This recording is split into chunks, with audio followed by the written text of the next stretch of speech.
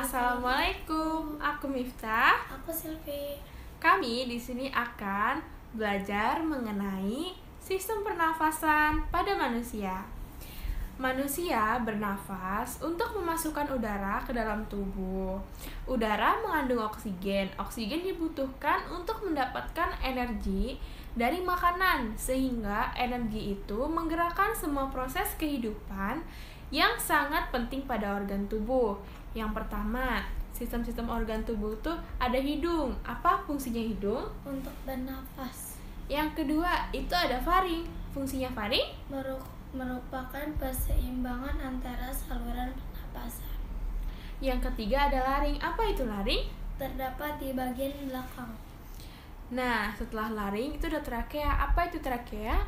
Terdapat jaringan yang disebut sila yang bergerak mendorong. Nah, lalu ada trakea. Apa itu trakea?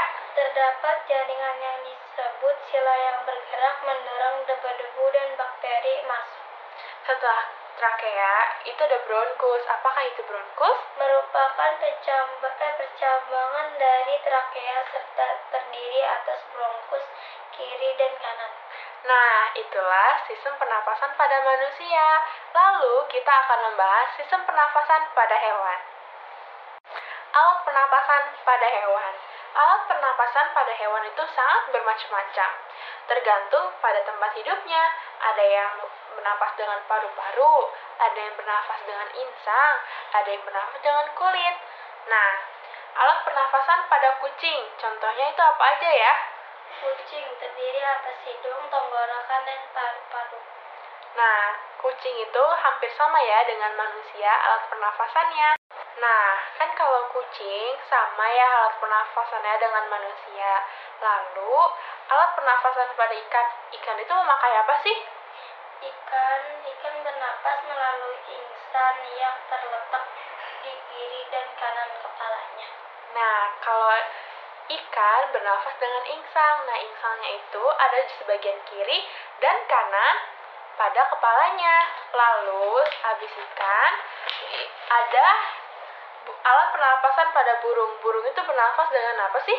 Alat pernapasan burung terdiri dari hidung, tenggorokan, dan paru-paru.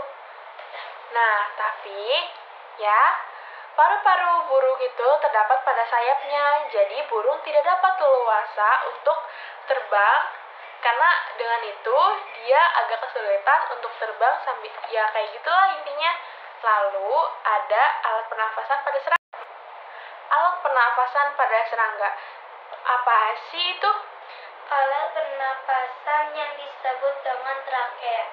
Nah, serangga itu bernafas dengan trakea atau yang sering disebut dengan corong nafas. Nah, di sepanjang sisi tubuh serangga terdapat lubang-lubang atau yang disebut dengan spikel. Spikel berfungsi sebagai tempat keluar masuknya udara ke dalam tubuh.